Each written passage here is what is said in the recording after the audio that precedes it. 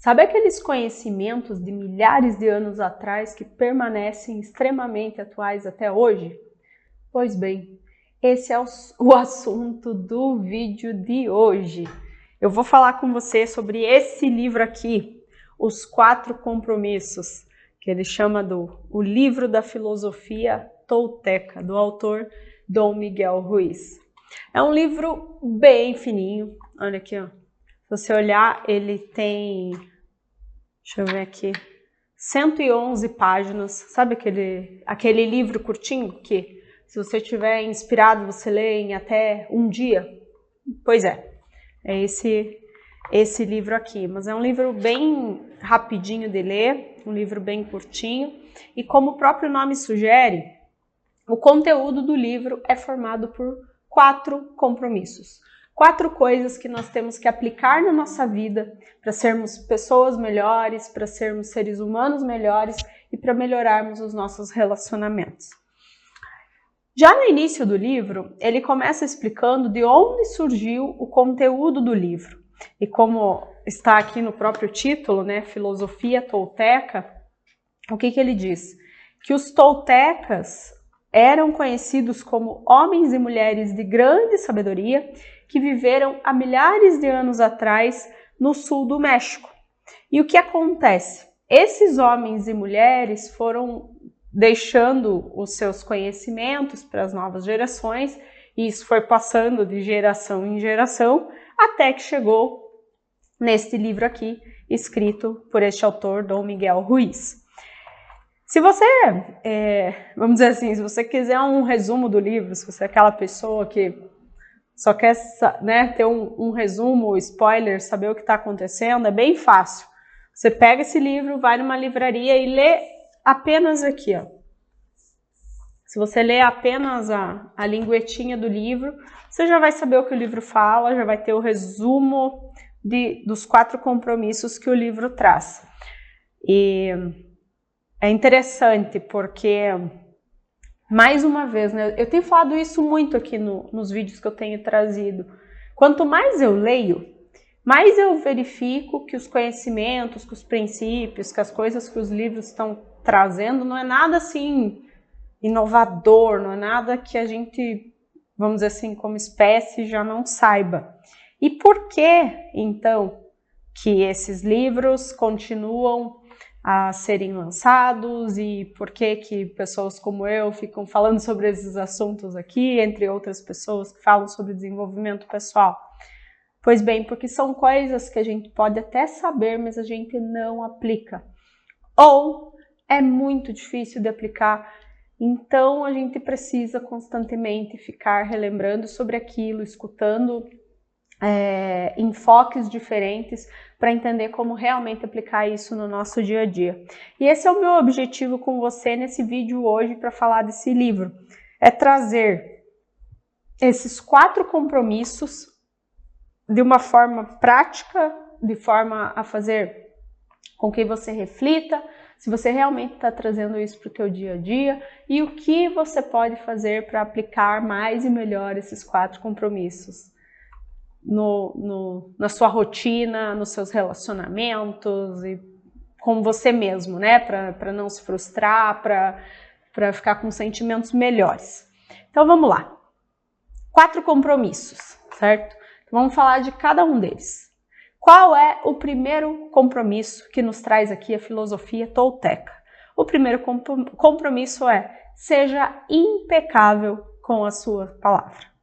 Pois bem, eu fui criada de uma forma, vamos dizer assim, bastante conservadora, e eu sou daquela, né, cujo pai realmente falava da importância da palavra. O que você fala não precisa nem estar no papel. Se você falou, você precisa cumprir aquilo.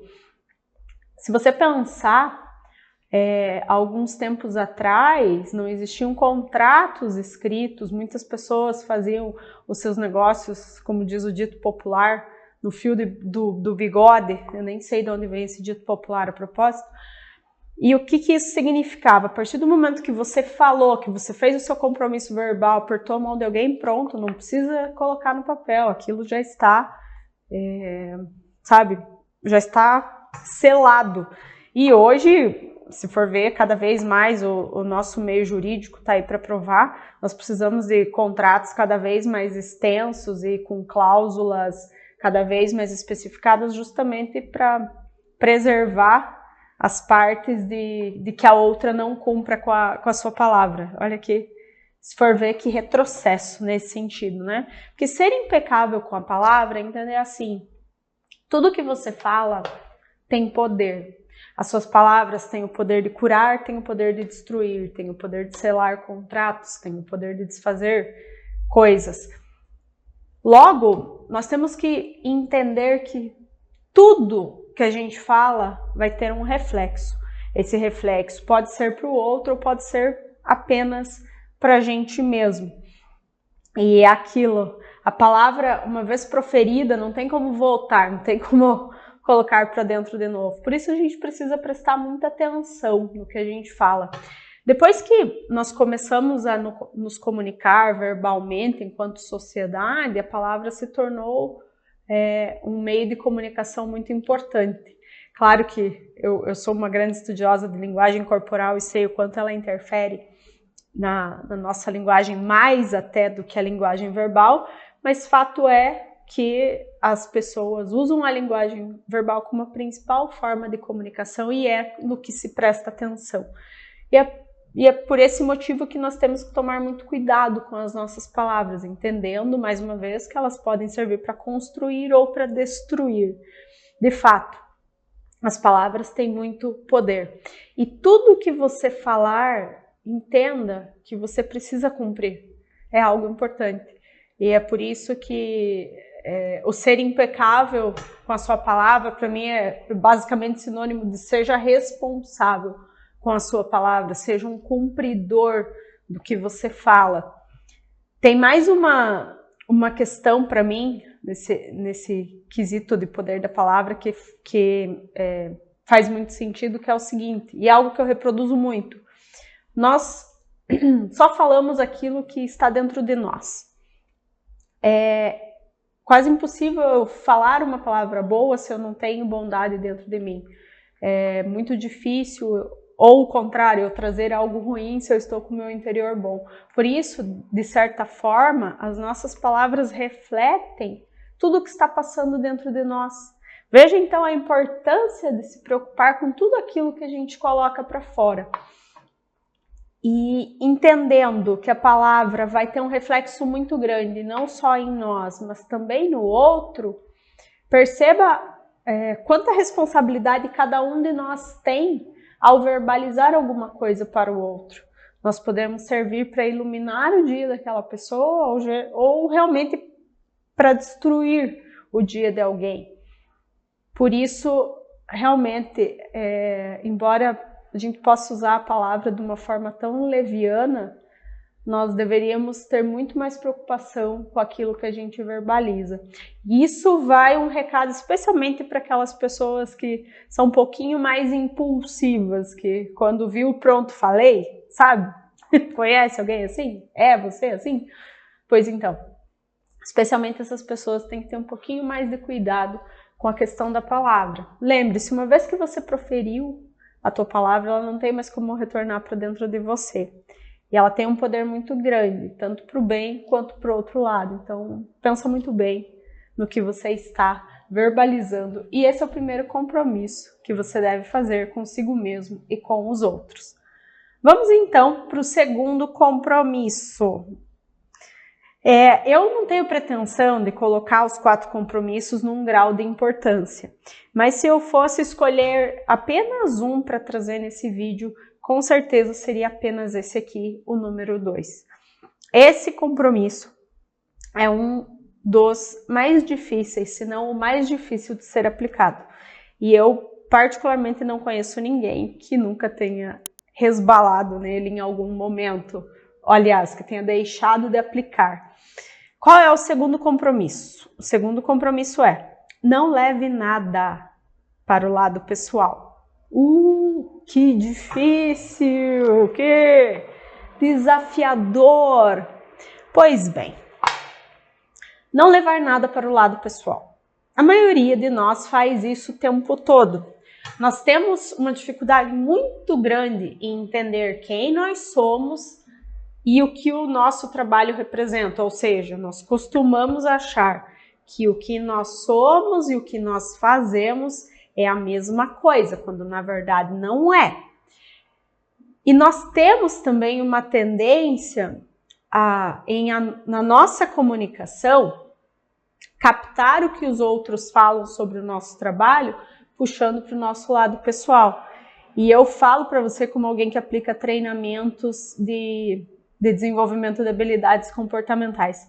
Esse é um dos maiores desafios e é um dos principais conflitos na comunicação entre os colaboradores em um ambiente de trabalho. Eu gosto de dar um exemplo assim. Se eu fizer um bolo e levar esse bolo para você, e você provar esse bolo e não gostar desse bolo, isso quer dizer que o bolo está ruim ou que eu sou ruim? Pois bem, espero que você tenha respondido que o bolo está ruim, que não tem nada a ver com eu ser uma pessoa ruim. Agora, se você olhar para mim e falar assim, ai Marta, esse bolo, não sei, não ficou tão bom. Ocorre que pode ser que internamente eu fale, tá, tudo bem. E eu fico me remoendo e falo assim, mas como assim? Tá falando que o meu bolo não é bom, então eu não presto para nada, não presto para fazer bolo, não presto para cozinhar, tá me chamando de péssima cozinheira, ele que faça, ela que faça, então o bolo, onde é que se viu? E já começa aquele redemoinho dentro da cabeça, aquele loop de recriminações e reclamações que não vai levar a lugar nenhum. Quando, na verdade, se você olhar para mim e falar assim, não gostei do bolo, racionalmente falando, e se eu não levar para o lado pessoal, a única pergunta que eu tenho que te fazer é, então me conta, por que você não gostou do bolo? Talvez está muito doce, talvez está muito seco, muito... Traz para mim o que você não gostou do bolo, que isso vai me ajudar a, na próxima vez, fazer um bolo melhor. Esse seria o mundo ideal. Agora, quantos de nós fazemos isso? Pensa no teu ambiente de trabalho, quando vem um colega ou teu próprio gestor e eventualmente critica algo que você faz. A tendência é levar para o lado pessoal ou entender que aquela crítica se refere ao seu trabalho e não a você. E quando nós chegamos nesse ponto, eu já escutei algumas pessoas falando assim, Marta, eu concordo, a gente não tem que levar para o lado pessoal, mas é que algumas pessoas falam de uma forma muito rude, então a gente não fica chateado porque está levando para o lado pessoal, mas pela forma como a pessoa falou. Eu respondo, entendo, algumas pessoas ainda estão na jornada de evolução, alguns passinhos atrás na forma de se comunicar. E é por isso da importância de todos nós buscarmos o nosso desenvolvimento pessoal para nos comunicarmos de uma forma melhor e não cairmos na armadilha de nós sermos a pessoa que vai passar uma crítica de uma maneira não construtiva.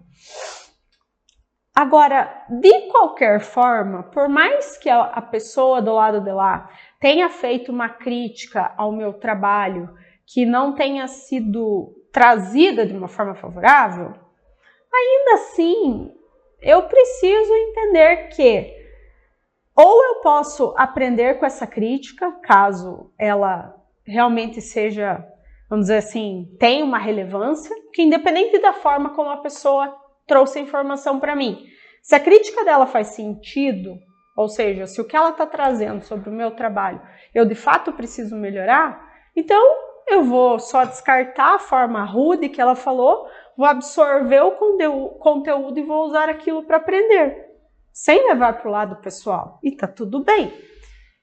E se por outro lado, o que a pessoa trouxe não tem sentido, ou seja, é uma crítica que eu considerei desprovida de fundamento, que não vai agregar em nada ao trabalho, eu vou apenas esquecer aquele comentário, ou vamos dizer assim, não é nem ignorar o comentário, mas é dizer, sabe o famoso entrar por um ouvido e sair pelo outro? Posso agradecer, muito obrigado, ok. Ou seja, em nenhuma das situações, mesmo a crítica sendo pertinente ou não, em nenhuma das situações levar para o lado pessoal ou a forma que a pessoa trouxe aquilo para mim deve me afetar, né? Não que no dia a dia a gente não se afete, mas não deveria nos afetar. Porque, mais uma vez, se a crítica foi pertinente, eu uso para aprender.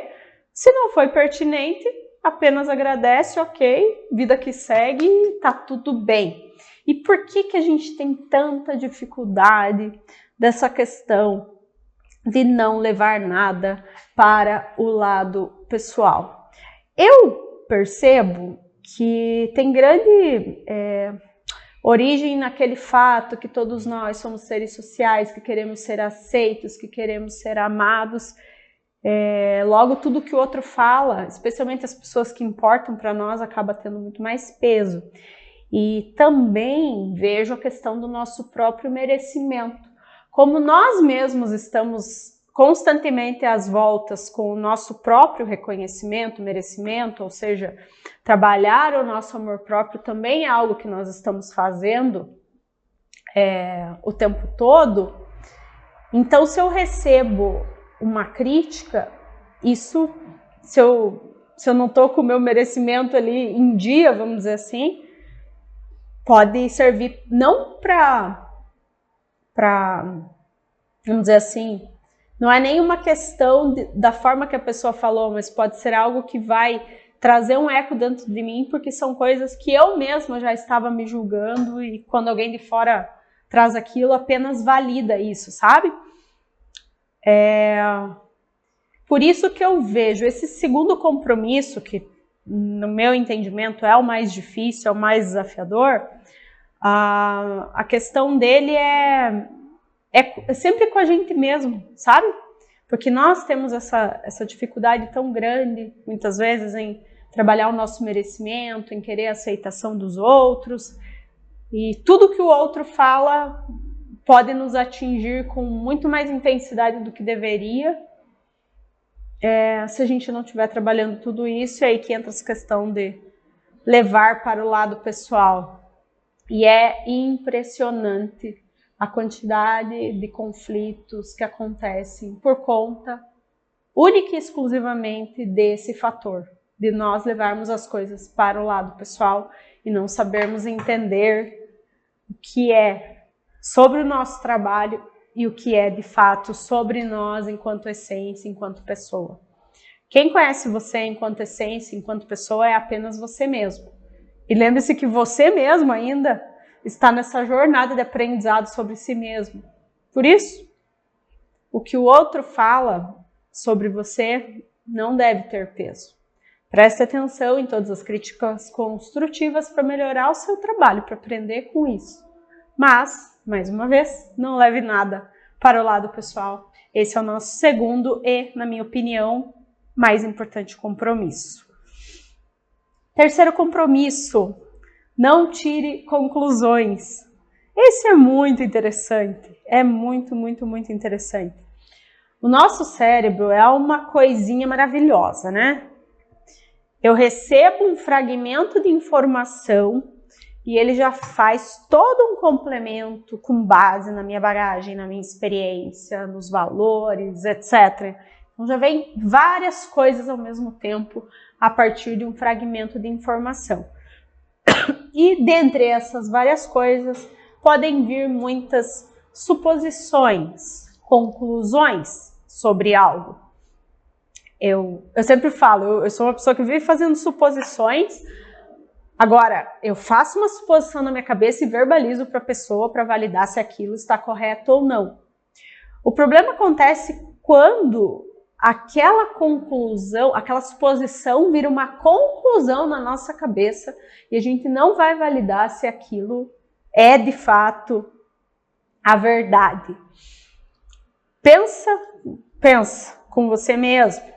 Quantas e quantas vezes você recebeu uma parte da notícia e já concluiu o que tinha acontecido em todo o restante? Já contou aquela história completa dentro da sua cabeça, completou todas as lacunas e montou e concluiu que foi assim que aconteceu. E depois, passado um tempo, quando você foi se informar, foi verificar o que realmente tinha acontecido, você foi ver que não era nada daquilo. Mas nesse meio tempo, pode ser que muitas confusões tenham rolado em função dessas suas conclusões. Porque as tuas conclusões podem ter gerado ações da sua parte que depois se mostraram desnecessárias ou incorretas. Enfim, pensa, eu acho engraçado no relacionamento entre pais e filhos, né? Quantas vezes os pais chegam, veem uma coisa errada, tem 2 filhos, o que está mais próximo é o que acaba talvez levando a bronca, e quando foi ver é o outro que tinha feito, ou a história não era nada daquilo, mas aquela conclusão rápida de delito, filho do lado, fez uma relação muito rápida e lógica, e a punição já foi imediatamente aplicada. Em pais e filhos é muito fácil de ver isso. Agora, no nosso ambiente empresarial, com frequência, eu observo muito pessoas tirando conclusões umas sobre as outras e o quanto isso pode gerar de conflito. Eu lembro da história de 2 gestoras. Eu entrei para capacitá-las e as 2 foram, vamos dizer assim, meio que nomeadas ao mesmo tempo. Então, uma já tinha uma gestão de supervisão, né, um cargo de uma função de supervisão, e a outra era como se fosse a líder informal de uma outra equipe ali dentro da empresa. E quando eu cheguei, falei, vamos organizar isso aí, vamos formalizar, e as 2 receberam, então, os seus cargos de gestão, e a questão é que elas tinham que passar a conviver para poder alinhar a informação e então passar uma gestão coesa para toda aquela equipe. E foi bem interessante porque, embora as 2 tivessem muitos anos de casa, elas não conviviam, sabe?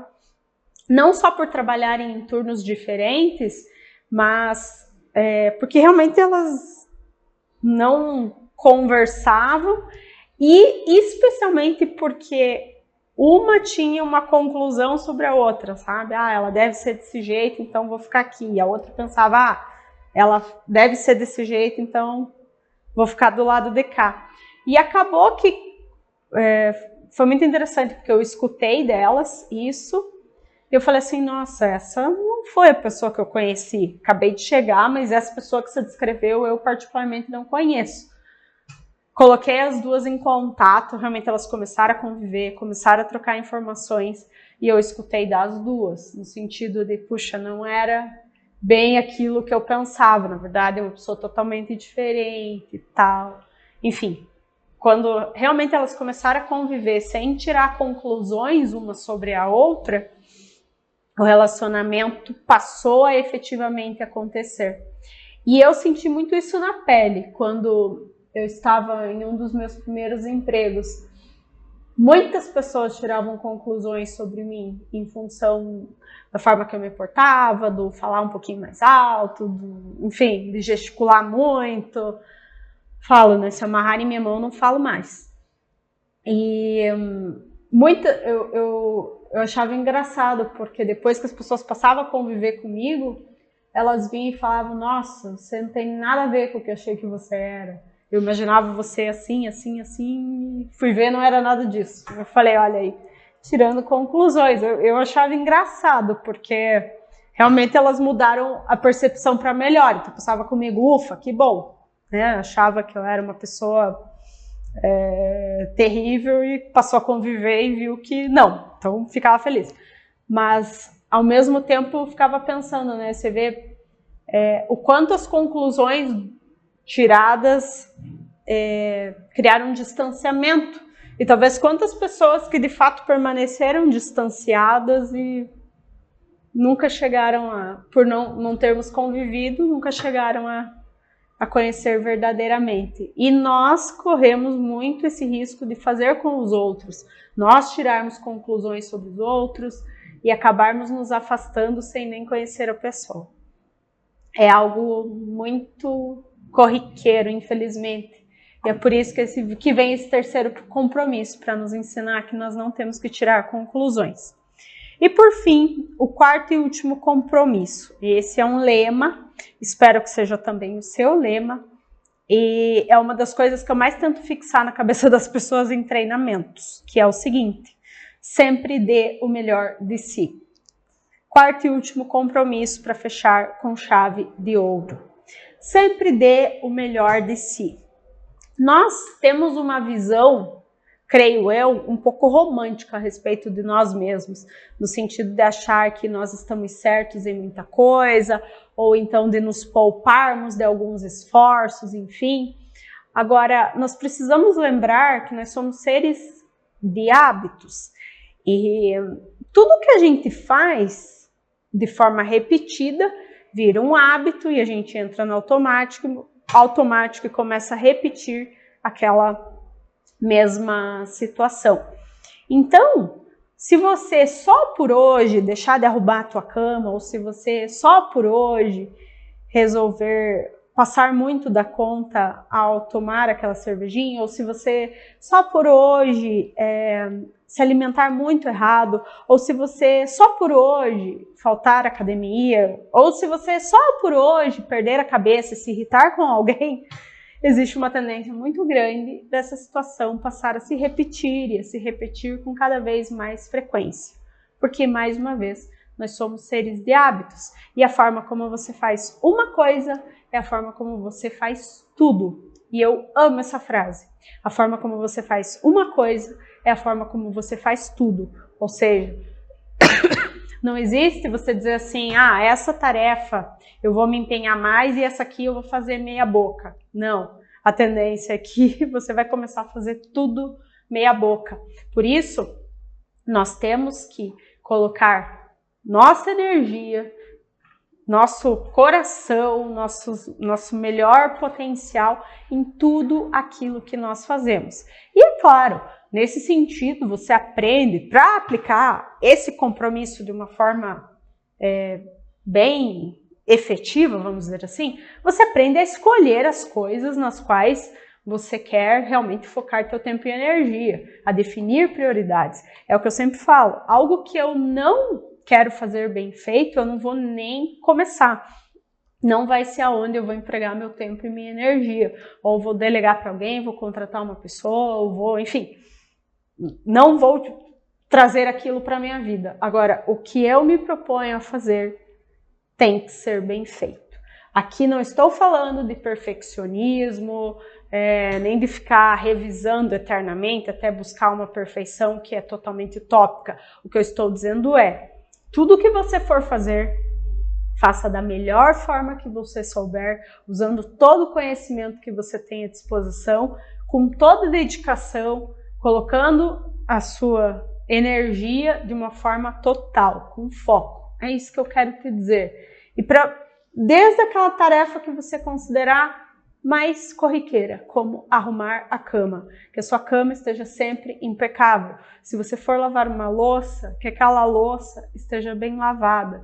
Se você for fazer uma leitura, dedique-se àquela leitura e não simplesmente passe pelas páginas como se tivesse apenas numa rede social passando tempo. Em tudo que você fizer, dê o melhor de si. E isso vai ditar quem é o ser humano que você vai ser daqui a um tempo, o seu eu do futuro. Tá joia? Esses são os nossos 4 compromissos trazidos pelo povo tolteca, pelo povo ali que viveu no sul do México, para você ver como eu comecei falando esse vídeo, quanto isso se mantém extremamente atual. Se nós realmente trouxéssemos esses 4 compromissos para a nossa vida, com certeza muitos e muitos conflitos seriam evitados e muitas coisas estariam melhores. Enfim, esse livro aí, para quem tiver curiosidade de depois ler, né? Porque você fala assim, Marta, mas você não falou que se eu ler só a lingueta já está aqui o resuminho? Sim. Mas é claro que em cada capítulo que o autor está trazendo os compromissos, ele está trazendo a história, ele está trazendo mais informação da questão dessa filosofia tolteca. Ele fala algumas coisas que eu achei até meio místicas, fala um pouquinho de sonhos, enfim. É uma leitura que eu achei diferente, assim, sabe? Foi um tipo de conhecimento que eu não tinha tido contato ainda, então eu achei interessante. Então, caso depois você queira ler o livro, é um livro bem fácil de ler, curtinho, que dá para ler tranquilamente, bem rápido, e vale a pena a gente reciclar o conhecimento sempre, sempre, sempre, sempre. Tanto é que ele termina com um capítulo de orações. Olha que legal, né? Então ele pede para fechar os olhos, abrir o coração, sentir todo o amor que vem do seu coração, unir as mãos. E eu achei muito, muito interessante isso, né? Dele terminar o livro com esse capítulo sobre oração. E já que ele está terminando o capítulo com essa oração, eu me permito ler para você o último parágrafo para a gente finalizar esse vídeo com chave de ouro. Então vamos lá. Obrigado, Criador do Universo, pelo presente da vida que me deu. Obrigado por usar minhas palavras, meus olhos e meu coração para partilhar seu amor aonde quer que eu vá. Amo você da forma que é, e porque sou sua criação, amo a mim mesma da forma como sou. Ajude-me a manter o amor e a paz em meu coração e a tornar esse amor uma nova forma de vida, que poderei viver em amor pelo resto da minha existência. Amém. Com isso, me despeço desse vídeo, espero que tenha gostado e o mais importante, que você leve, de fato, esses 4 compromissos para a sua vida prática. Tá joia? E lembre-se, nem um dia sem uma linha.